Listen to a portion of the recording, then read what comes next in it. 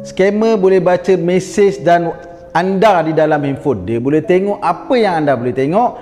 Dia boleh study, dia boleh curi data, dia boleh ambil segala maklumat, dan yang lebih menyeramkan ialah dia boleh ambil duit anda dan dia boleh menyamar sebagai anda untuk memperdaya rakan dan saudara mara anda. Macam mana scammer boleh buat macam tu Guys, hati-hati.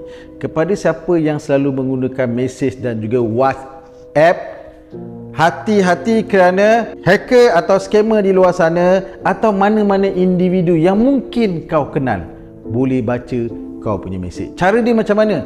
Kepada pengguna-pengguna web, anda tahu kan web tu apa? Anda dah guna, anda terlupa nak log out. Anda lah mangsa seterusnya.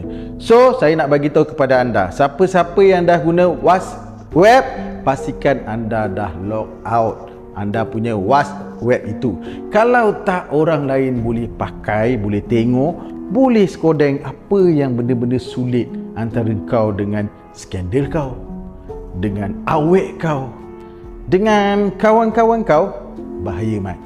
Saya ajar anda teknik dan tips bagaimana untuk anda cek adakah anda punya mesej dan ini diskodeng oleh pihak yang anda tak tahu atau mungkin anda tahu.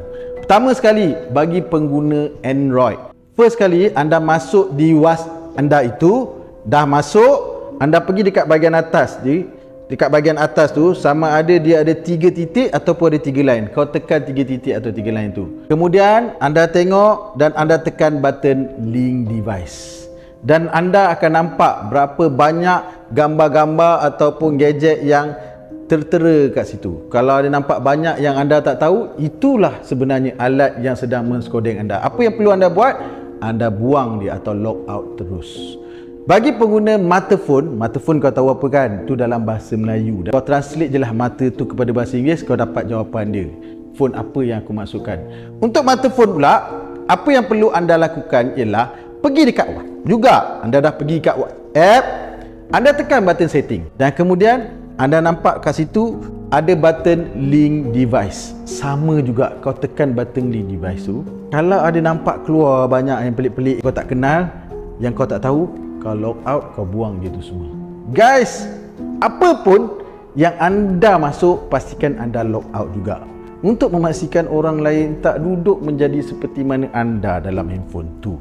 Curi segala maklumat anda, dikhawatiri maklumat akaun guys ada kat situ. Nak saya kongsikan lain-lain tips dan rahsia bagaimana untuk menggunakan handphone anda tanpa kena scam, elak duit daripada hilang, menjadi pengguna digital yang bijak. Nak tahu bagaimana scammer scam anda, rahsia nak tahu ini scam ni, ini bukan, ni scam ni bukan.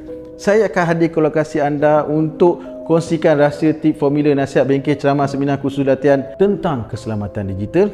Bagaimana nak elak menjadi mangsa scam. Saya akan hadir ke lokasi anda. Tak nak kena scam, dengar cakap Rahmat Fitri Abdullah.